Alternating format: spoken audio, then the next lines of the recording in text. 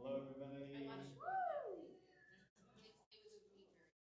I see some friendly faces out there. It's really nice to see you all. I see students who are holding a very special place in my Sam's heart. We'll talk about you guys. My name is Tim Stark. I'm the curator of the Miossi Art Gallery here at Cuesta.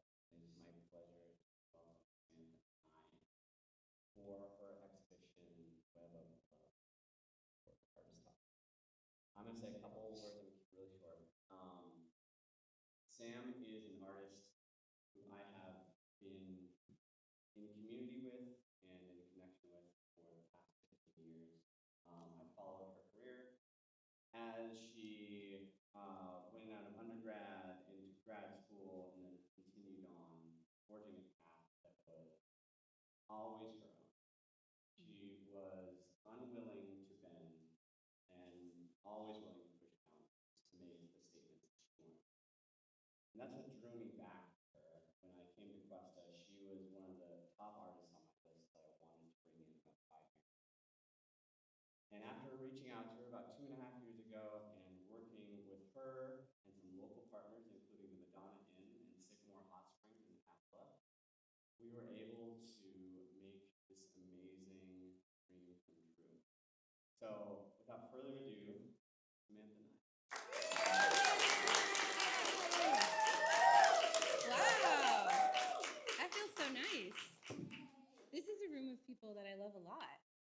That's really exciting. Whenever I give artist talks, I'm usually looking out to people I don't know at all. So here I am with people I really love. It's so exciting. So welcome. I'm going to start this talk off with some very highbrow academic references that I think are really important for you to take in. It's going to be a little boring, okay? So just take it in. I'm just going to show you a video. It's a 4-minute video, and it's made up of some references that have been really important to me my whole life, starting with my very young self and remain very important to me now. And they have also made up the foundation of, I think, where my artistic practice began. So bear with me here.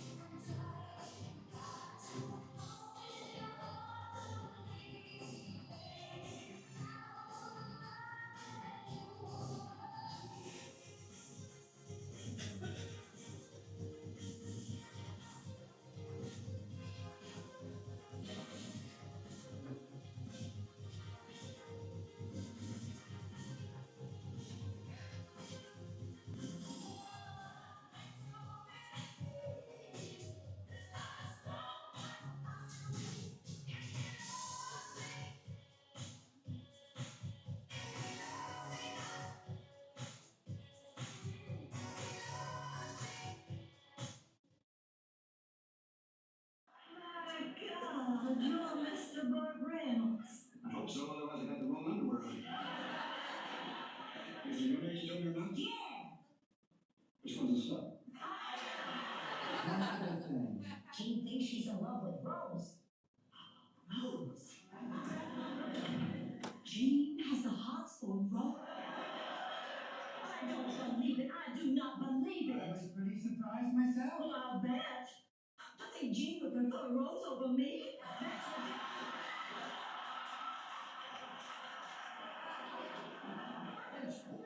now you tell me the truth. If you had to pick between me and Rose, who would you pick? What?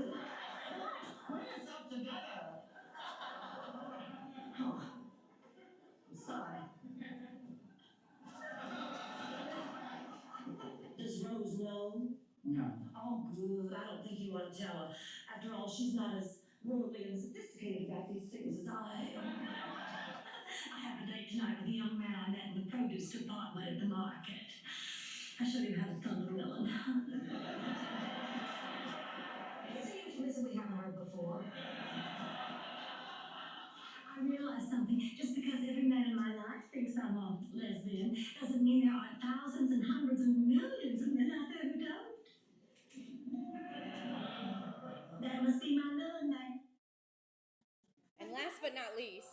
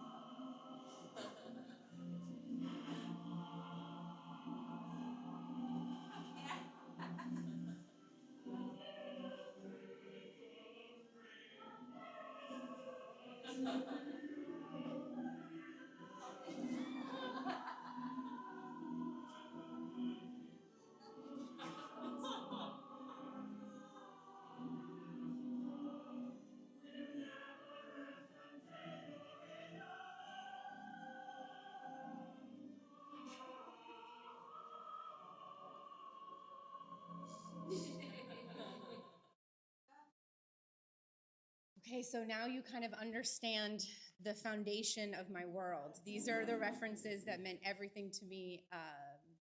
MTV came out in the 80s. I also was born in 1980. And so MTV, the Golden Girls, and Miss Piggy were ultimately, hold on, technical difficulty here.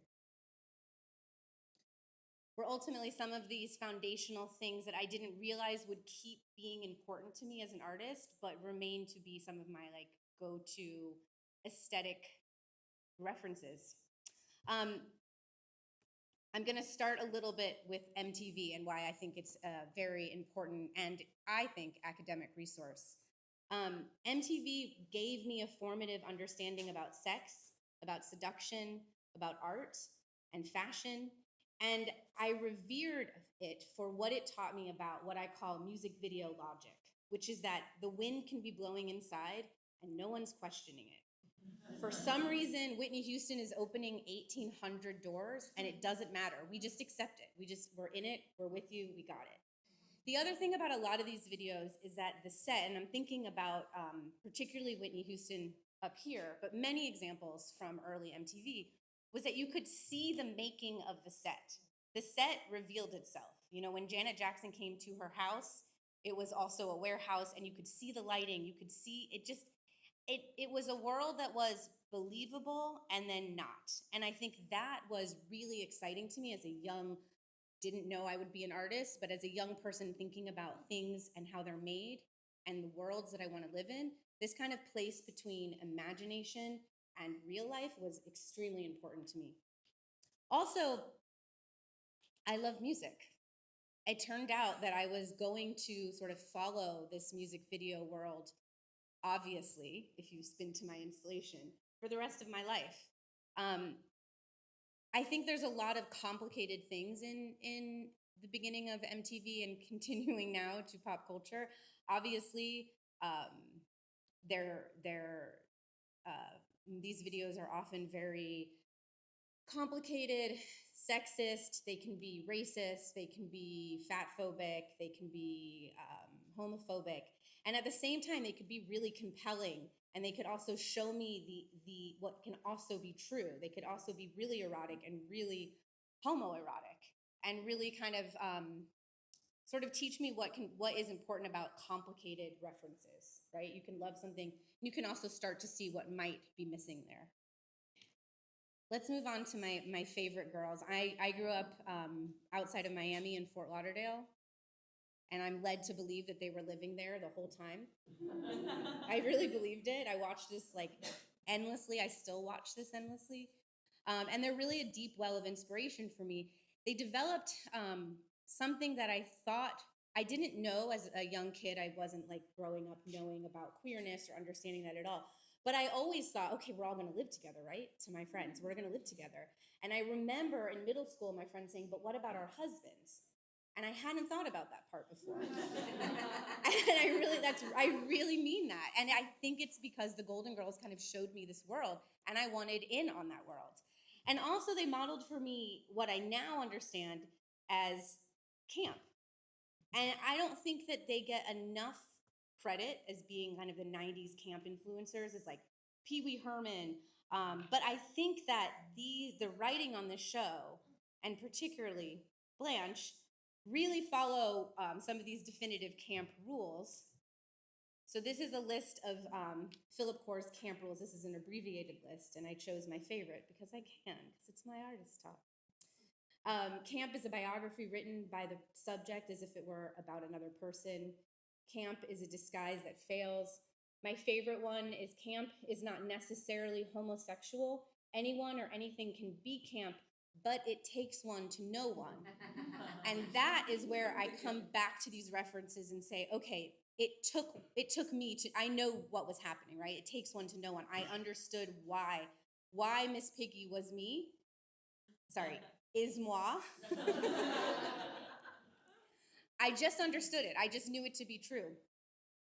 Again, remains true. So I'm going to give you a couple other biographical snapshots of my life so you can kind of understand, because I do think some things make sense. So I was a sort of failed child model, and there's no judgment in that for me. It was a really wonderful experience, but I was not the hot ticket. But I did do a couple print ads, and I did one Six Flags Atlantis commercial, and I really loved pretending. I didn't want to be an actor. I didn't grow up with that desire to be an actor, but I really loved pretending that I loved the soup, or pretending I'd never played with this doll before, and I was experiencing it for the first time. This is not me in drag. This is Lady Gaga in drag, but I did do drag when I was in my late teens with a fake ID and early 20s. And actually, when Gaga did drag, she looked a lot like me in drag, so I don't have any pictures from that time because it was before we had cell phones. That's true. Okay, also, at 17 years old, I went to a massage school that was deeply inhabited by older, wiser lesbians. And it was the kind of massage school unlike any kind that happens now, right? It was just like super hippie in the most glorious ways. We ate lunch together. We sat on this ground. One of the women built these like goddess sculptures that we ate lunch around. So it was a truly interesting experience. After massage school, I moved in with two of the massage therapist instructors on their land that they then called lesbian separatist land, but now they would call trans inclusive lesbian separatist land. And that's really important for me to say, because that is not a new term. And I think it's important to know that lesbians have been trans inclusive for a really long time, and it's not just something we're talking about now. So at that time, oh wait, I have one more thing here that I love to say, which is I shaved my head. My grandmother got really confused and bought me a wig. She didn't realize I made that choice. And so with that wig, when I started doing drag, I started bringing my grandmother to drag shows with me. I tell you this also to say, people are very confused because my mother and my grandmother are in my work a lot. And they ask me questions like we just talked about last week. Why? Like, how did you get your mom in this work? How was your grandmother in this work? And I don't really have an answer for you other than these are the kinds of women that they were, the kind of women that would be like, hey, did you mean to shave your head? Because if you didn't, here's a wig. And when I tell her that I'm going to start doing drag, being a drag king, she's like, cool, but maybe you could use this wig to also be a drag queen, and I'm going to go with you to drag brunches. So this is a little bit of a biography. Then I realized something was missing, and I wanted to be an artist. And I'm adding this part in for you all because this is a community college, and that means the world to me. Because I didn't know how to paint, but I always knew I wanted to be a painter. I always wanted to be an artist. And I was a massage therapist living in Gainesville, Florida. And somebody told me about Northampton as a lesbian mecca, Northampton, Massachusetts. And another person told me there's a great community college right outside of Northampton that you could go to, and there's a great professor that could teach you how to paint. And I made the decision based off of this supposed lesbian mecca and this supposed great painting professor. And I moved to Northampton and I learned to paint at a community college. And it was fundamental and formative, and I still just am so grateful for my experience there. So I just want to trace that experience and start there at community college. After community college, I went to the School of Museum of Fine Arts, where I met Tim. And while I was there, I started reading. I'm not a big theory person in any way now, but this is what I was sort of absorbing at the time. And I was thinking a lot about queering Freud because everyone kept telling me that my work was Freudian, and I didn't think that my work was. I thought I was just making paintings of my mom and grandmother naked, and I thought that was like totally what everybody else would be making.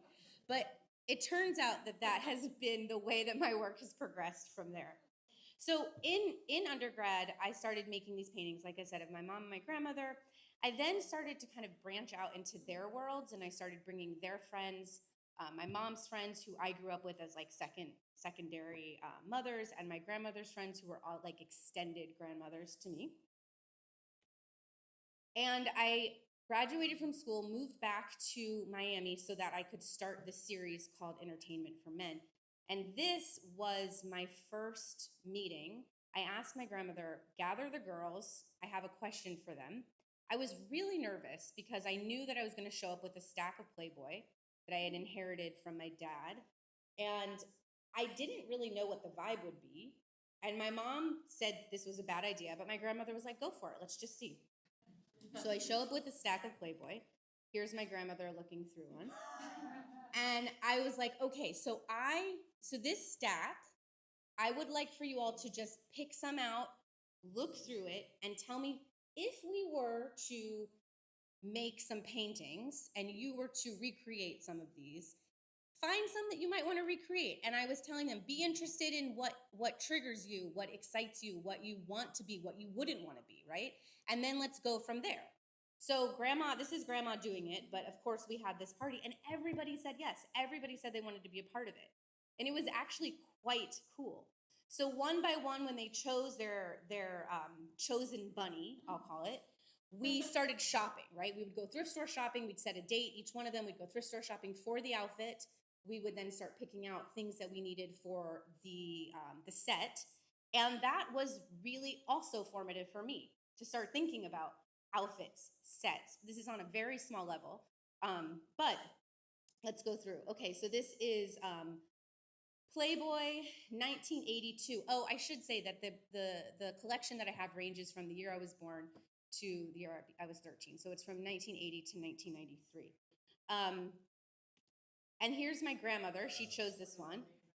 So this one is called Mum Entertainment for Men, Mum, which is the name I called my grandmother, as July 1982. And these paintings are oil paintings on paper, and they're the exact same size as the reference. So if they chose a cover, it's 8.5 by 11, and if they chose a centerfold, it was 17 by 11. Weirdly enough, my mom also chose this. We'll get to that one in a second.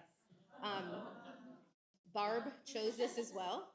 And Barb at the time was 79, and she always made me say, okay, if you're ever going to talk about this painting out in public, I need you to just let everyone know that this is my real hair, and these are my real nails. And she's like, and they're real because I bought them.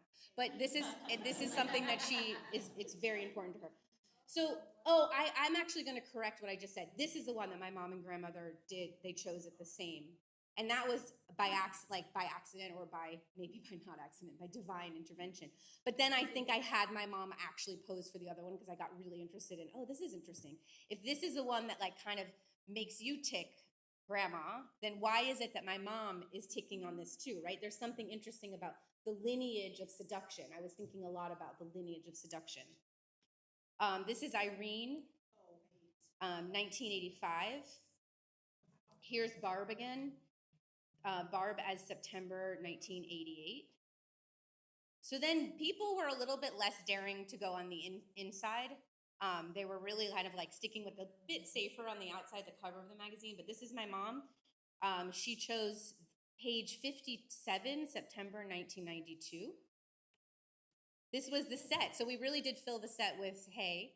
And at that point in my life, that was like, oh my God, I'm filling it now. I feel like we're doing all kinds of things on the set. But then I'm filling this photo studio with hay. How exciting. Like it felt like this really big deal. And it was quite wonderful. These are some of my mom's friends. Toby is page 97, 85. This is Ronnie is page 40 in 1980. Okay, I can see what's ahead here. So we're making a big jump. Are you guys ready to jump into video? Okay, cool. So my mom came with me actually to a artist talk once, a few years ago. And she was like, oh, this is really interesting. You're talking about your references, but you're missing a big one. And my mom and I don't talk about my art practice that much. So I was like, okay, what are you about to tell me? What am I missing? And she was like, don't you remember, like, you used to obsessively watch the Wizard of Oz and then The Wiz and the Wizard of Oz and then The Wiz. And she's right. And I think that what happened in her reminding me that is that she located the origin of my impulse to remake something. Because even in undergrad, I was having my grandmother's friends remake moments of cinema. I'm always doing this because they always chose Gilda. You guys know? Who knows Gilda? But then I'm remaking the Playboy magazines. Then I start making these remakes of Scopatones. And so my mom was really right. So what I'd like to do for those of you that maybe don't have these references here is show you like 2 minutes of some back-to-back scenes of The Wizard of Oz and The Wiz. 1.5 minutes, actually. That's the professor and me talking. We're off to see the wizard, the wonderful Wizard of Oz. He is the Wizard of Wiz, if ever a Wiz there was. If ever, oh, ever a Wiz there was, the Wizard of Oz was one because of the wonderful things he does.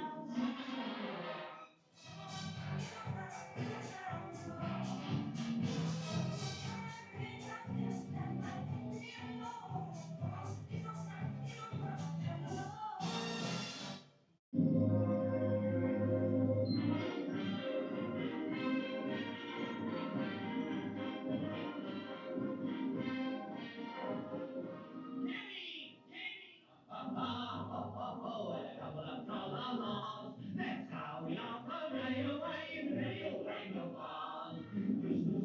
Chuck, chuck, chuck, a couple of la-dee-daws. That's how the crickets creak all day, stereo and the ball. We get up and twirl and start to work at one. Taking off for lunch and then at 2 is done. Jolly good fun!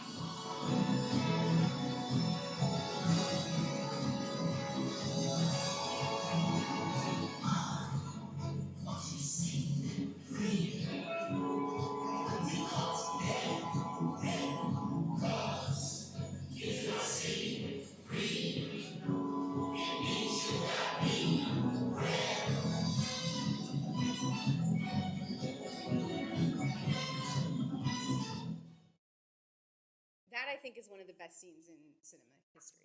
That scene, and if you want to talk about lighting, like when I talk about lighting in class, I think that scene is so powerful. So if you don't know The Wiz, you should watch it, but you should specifically watch it for that scene. So to me, what I was thinking here, back to technical, there we go. Locating that as like a real origin for me was really interesting, and thinking about the power of the adaptation. What you see in something that both inspires you, but also maybe there's something missing there. Maybe there's something kind of fucked up about it, right? Maybe there's something that you want to challenge or change.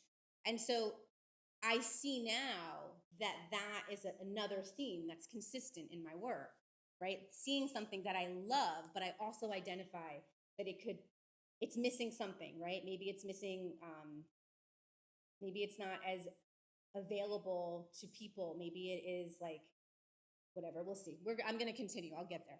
So anyway, this is some work I was making in undergrad where, like I said, my grandmother and my mother's friends were choosing movies from the history of cinema that they wanted to recreate based off of what seduction tactics inspired them the most. And then everyone recreated. In this moment, though, I was also including myself and my friends.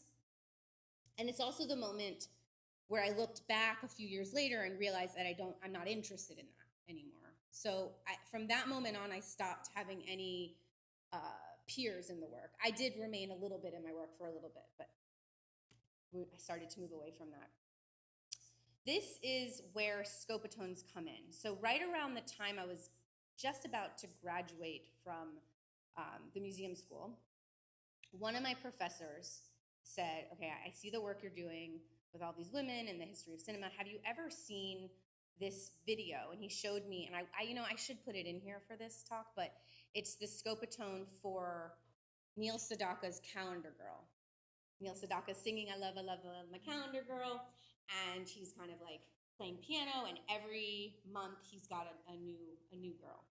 And I saw that video, and I didn't necessarily know what a Scopatone was, but I was immediately transfixed, and I knew that this was something I had to take on. And at that time, I couldn't understand what it would mean to take on like a bigger production like that. So let's get into what Scopatones are. These that we're looking at right now are cards that would sit on tabletops and lounges in the 60s to get you excited about what the next Scopatone was, what they were going to be putting into the machine the following week or month. So what's a Scopatone? A Scopatone is a film and it's a machine. These are some advertisements for the Scopatone machine. It's like a jukebox with a TV screen, which is not a great way to describe it because actually it's 16mm film with a projector inside, but this is the easiest way to talk about it. So you put your money in, and instead of going to the dance floor and dancing with your friends, you stand around and you watch this video. I'm going to show you a 3.5-minute video of clips of 3 different Scopatones. Oh, so you will see Neil Sedaka's Scopatone. So you'll see the first 3, and these 3 Scopatones line up with the first 3 Scopatone films that I remade.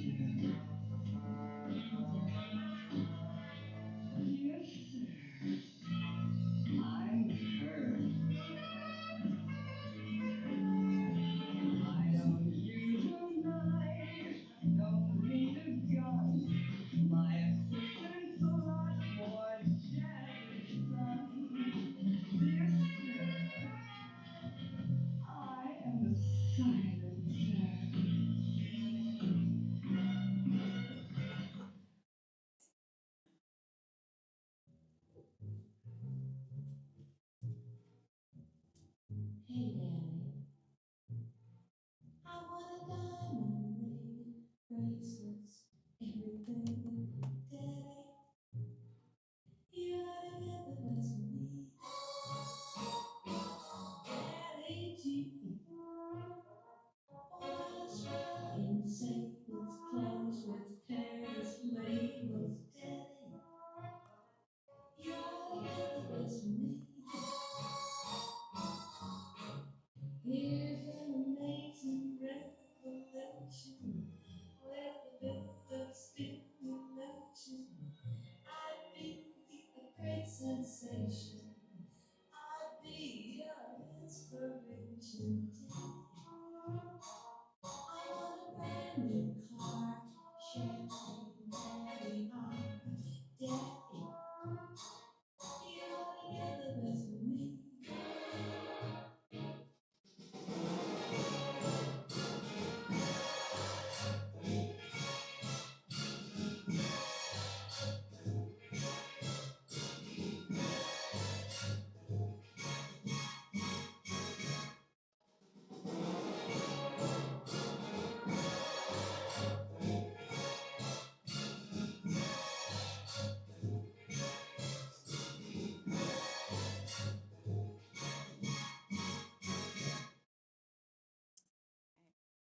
When you're as into Scopatones as I am, you start to notice the same background dancers and the same costumes, and you're like, oh, she borrowed that hat from that person or that. So it's there's a world for you if you want it. If you want to get into Scopatones, you can. You can join me and the 10 other people that are really obsessed with Scopatones.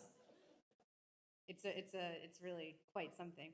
Okay, so going back to, I'm gonna slide back to undergrad for 1 second and say that this essay that I read in undergrad by Laura Mulvey, Visual Pleasure, Narrative Cinema, is like the essay that kind of pushed film criticism and psychoanalysis together, and it's where the term the male gaze came from. And I thought, okay, visual pleasure, narrative cinema. I think I'm going to name this series of remakes Visual Pleasure Jukebox Cinema, and it kind of clicked for me. It doesn't matter to me if anyone thinks about this reference, knows the reference, whatever, but I always have to have something that kind of works for me to generate something. So I started to make these remakes, and this was, I can't say this enough, nobody cared whether I made this or not. Like, literally nobody was looking at it, and nobody was wondering when Sam's next video work was gonna be made. And also, I had no money to make this. I'm like deeply working class. I was a massage therapist at the time. But I had to make this, and I was living in Miami, and I moved back to Miami to caretake some family members and to make work with my grandmother's friends. That was like imperative to me. So I got a credit card, and then I called everybody that I knew, like, who knows someone, or I can film this, like, who knows how to work a camera, because I still don't know how to work a camera. You can be a video artist and not know how to work a camera. So anyway, so I found a location, and I started casting all of these women and kind of getting them involved, which was not easy, I will say, but it worked out. Unfortunately, my grandmother actually passed away like right before I made this, so her role went to someone else, but we honored her in every way we could. So there's like a lot of her costume jewelry in this, and there's like a lot of ways that we brought her into this. So at this point, all the outfits were coming from the thrift store. That calendar I like painted on my bed. And here's where I kind of go back to that like MTV, right? I'm not a musician. I cannot sing. I cannot make music, but I need to remake this song. So I started to kind of think about like, who do I want to make these songs with? Like, who can I hire for this? And for Calendar Girl, I hired JD Sampson. I don't know if this generation knows who that is, but do you guys know Latigra? Raise your hand if you know Latigra. Yes. Cool, great, I love that. So, you know, that's a band that really meant something to me, and I was thinking about, okay, so here are the guidelines for me, right? I want to work with musicians who bring queer people together to spend time in a room, dancing, getting sweaty, meeting each other, making out, right? So I started to reach out, and I didn't know JD at the time, but I was like, hey, and at that time I had no video to prove, I had no proof of concept, right? I was just like, hey, I'm gonna make this video. Would you wanna make this song for me? And she said, yeah, which was really cool. So with that one was great, because then I could make more. So I made this video. I did a million extra massages, and I paid off the credit card, and I set up to make, this was not the next video, but anyway, it's out of order. I made 2 videos before I went to grad school, and part of going to grad school was I also really wanted resources that a school can give you to make videos. So you'll see the video I made after that. That one was actually quite important to this particular moment, but I didn't put it in here.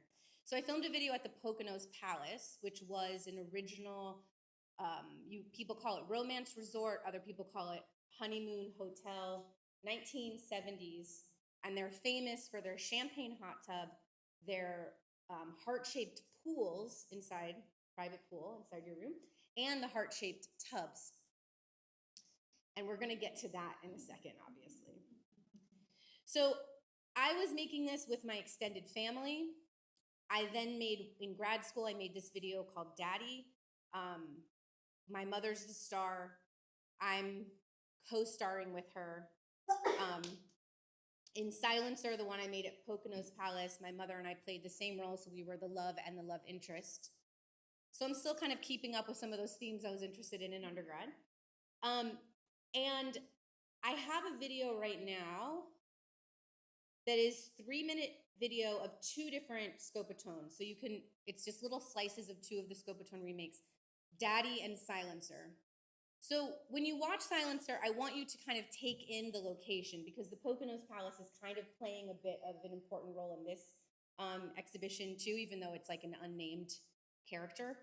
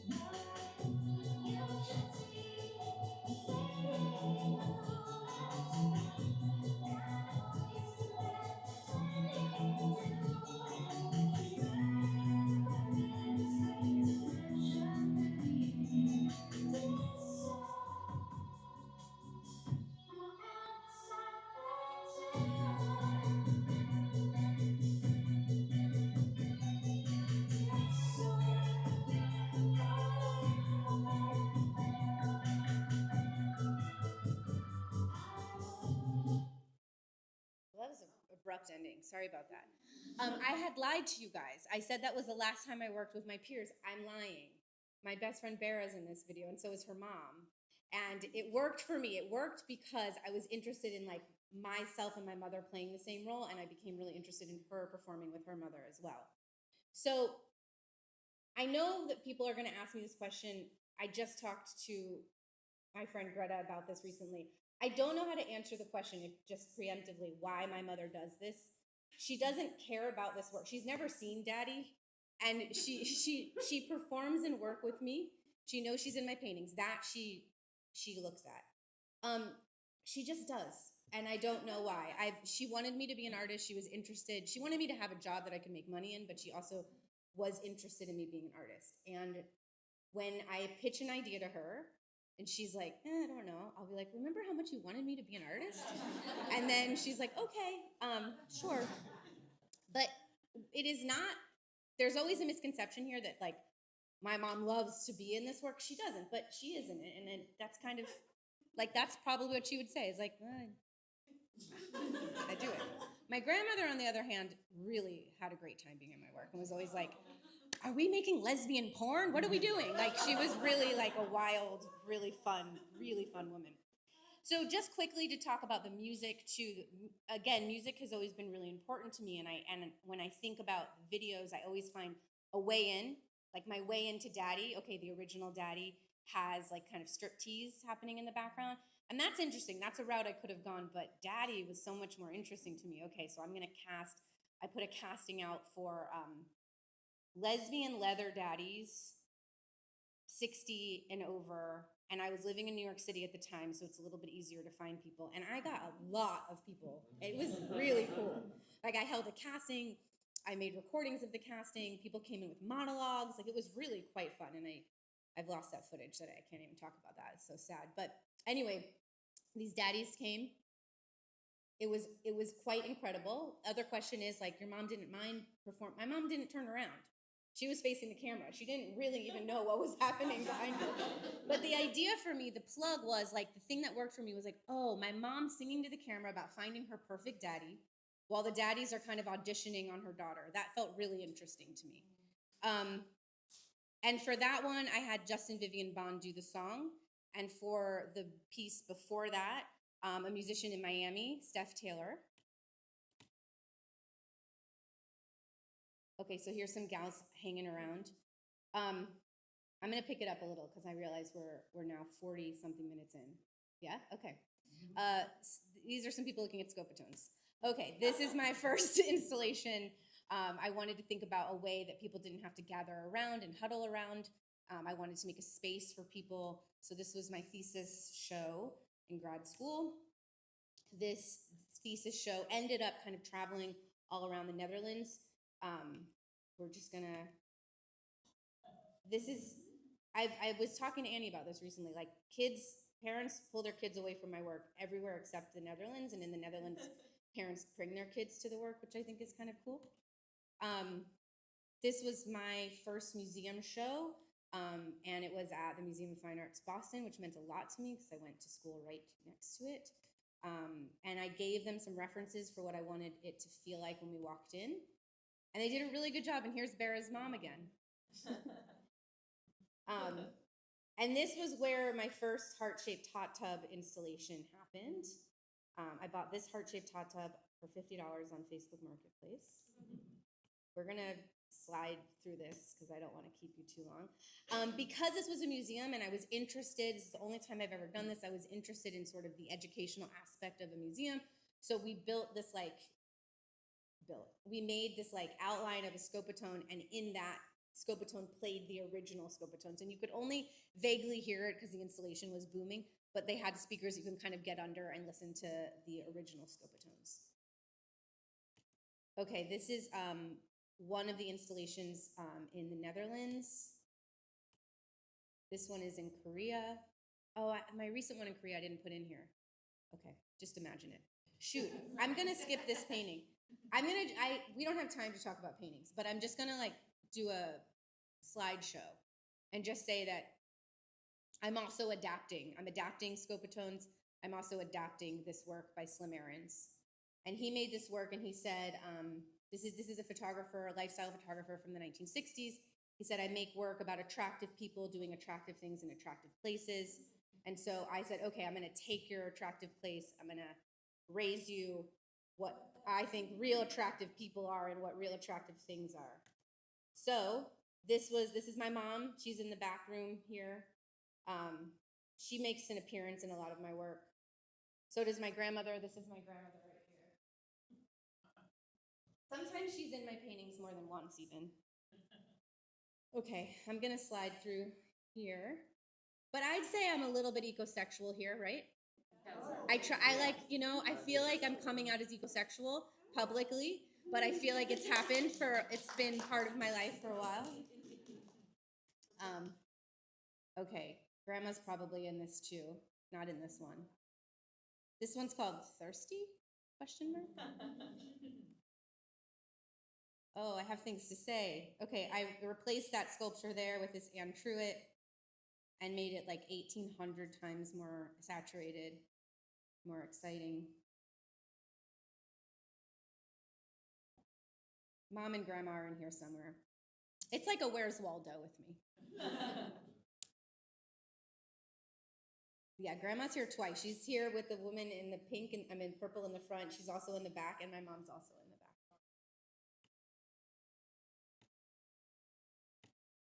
back. Okay, so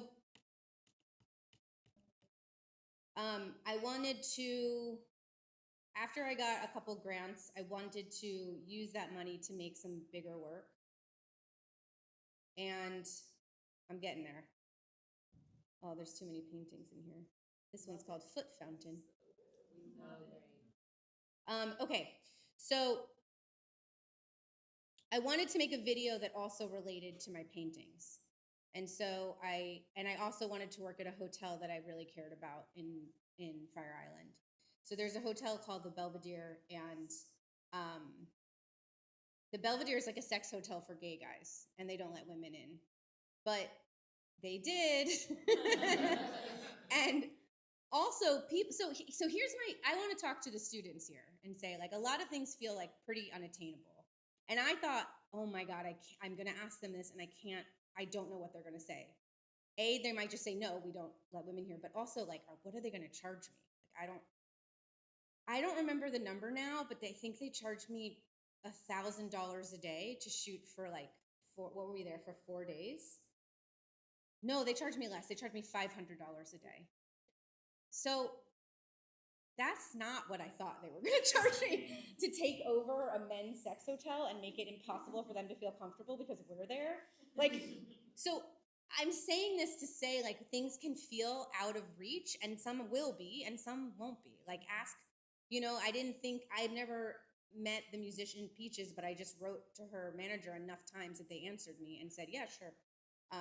She'll make music for this. Or I didn't know, I was going to leave this later, I didn't know Annie and Beth, but I just asked a bunch of people, who can introduce me to Annie and Beth, because I really want to work with them. And I asked enough people that I got their name, and now I love them so much. So I did some casting. I made these flyers and I passed them around Fire Island for a whole summer trying to cast for this piece. You can read about it. And I became a New Yorker cartoon, and that's the only thing that's cool, is to be a cartoon. But a writer followed me, and that is a really weird experience, because you're already doing something really weird, which is like a combination of like political canvassing and like walking up, like hitting on people. It'd just be like, hi, I have a flyer. Can I give you this flyer? I'm filming this thing, and maybe you want to be in a sex party scene.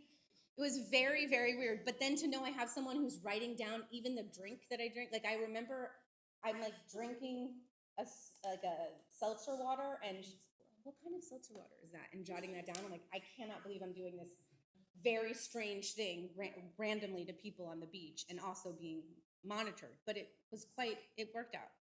I'd say it worked out. I don't have this video to show you. I'm still editing it. I'm just going to show you some stills from it, because I'd like to get to Web of Love. So this is the Belvedere. You can see why I wanted to film here, right? And they've kept it from us. And no longer. I'm looking at my Fire Island people. These are some behind the scenes. I do want to show you one video, because this is a character. This is Nikki Tits. Now you know. This is a behind the scenes moment of our shooting. Maybe the best thing that happened there. So a lot of great things happened, but Nikki is the best thing that could happen.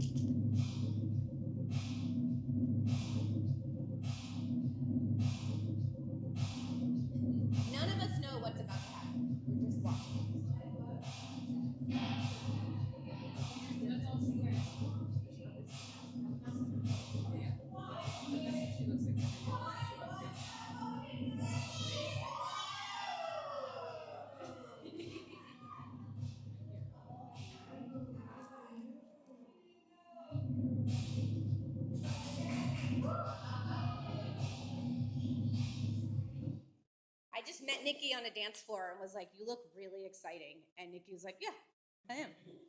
And that's the only thing they wear. I think when they go to New York, they put on clothes, but in Fire Island, it's the only thing they wear. They go by only the name Nikki Tits, and this is just what I do. I'll show up to your video, but I don't know. Maybe I'll be busy. I'm not sure. And then showed up. Yeah, I live with my mom, Bay Ridge, and maybe I'll show up. I might call in here tomorrow. As you can see, we have a lot of Nikki Tits fans in the audience. Nikki Tits has made a huge impression.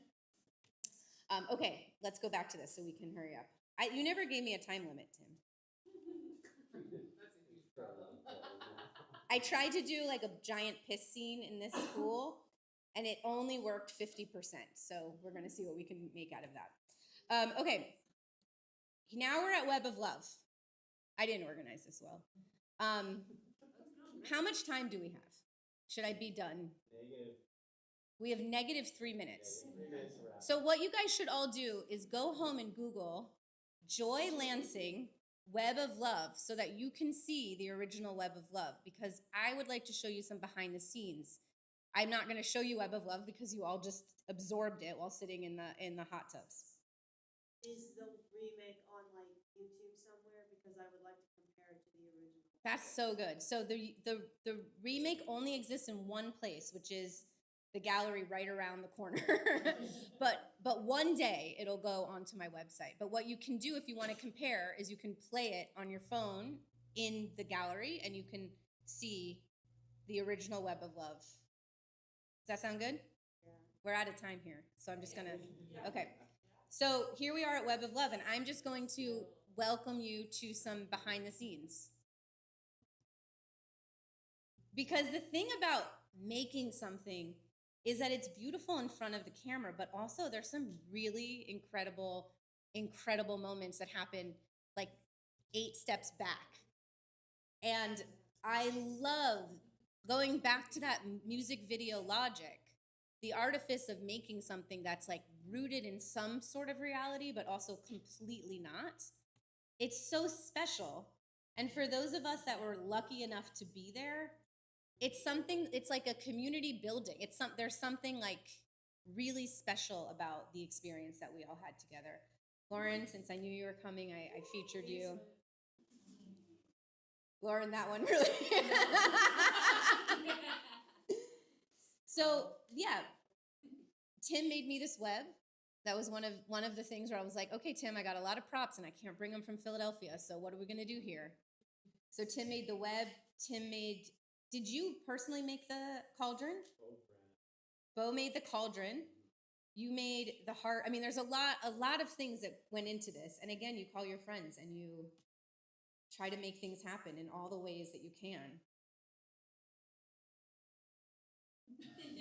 I chose this again for you. You flew here. So, I have to feature. This is, if you live here, you should definitely go to Sycamore Springs.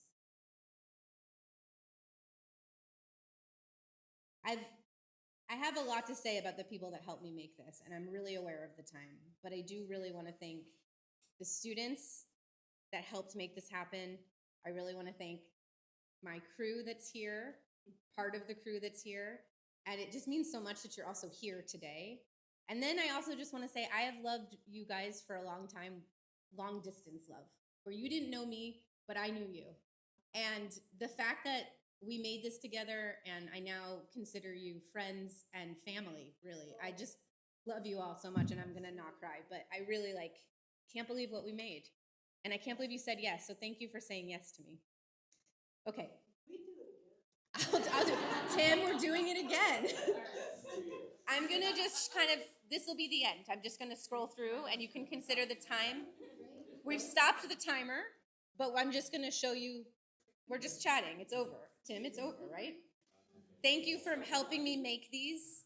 You really, let me just say, sculptor extraordinaire, Renee, thank you so much for helping come up with the ideas. I came with some very bad I came with some of these pre-made, and then you all took the reins and you went to all places to buy the materials, and I'm just really grateful. And I remember the moment you were like, well, I'm a sculptor. I can make this happen, and I can make it really good. Thank you. Thank you for filling the tub up with foam. Wait, is that No, but you wouldn't know that, right? Because the movie magic. Or we'll call it music video magic. That's me. I love a cue card. And that's it. Thank you so much.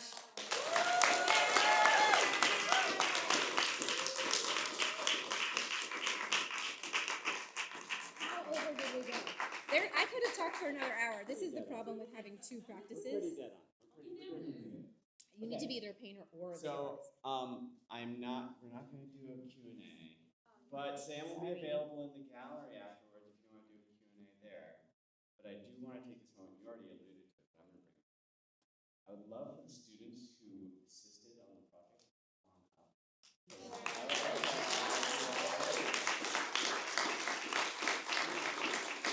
We don't have everybody here, but I would really love to just say everybody's name. Part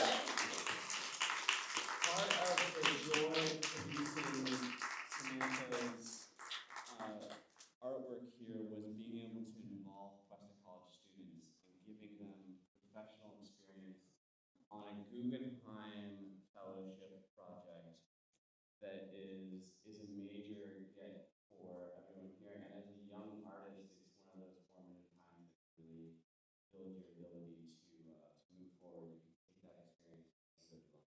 So I'm going to read off everybody's name. Not everybody's here.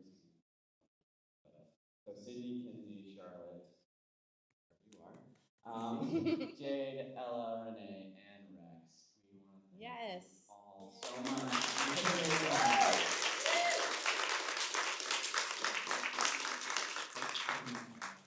You guys can say everything you do, stand on it. I'm going to say my thank yous now, and we're going to get you guys all out of here. The gallery will still be open if you want to go over there and check it out again. Please feel free. So I want to thank the Miossi Trust for sponsoring the gallery. They endowed the gallery and made it possible for us to bring in exhibitions like Samantha's. Not only to bring it in, but to support the production of important artwork.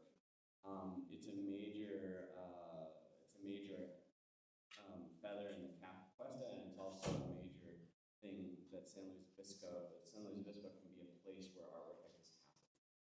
I want to thank Cuesta College for hosting the gallery. It is an amazing home, and the student body and the staff and the faculty here are just unbelievable.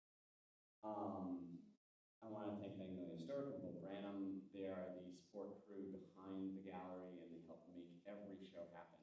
But they never show up here on the screen, so I always want to make sure that everybody knows who they are and what they do. I want to thank the Fine Arts Department as well. They are the driving force behind the gallery here at Cuesta College. We wouldn't exist without them. And that's it. So without further ado, thank you so much, and good night. Thank you all for coming.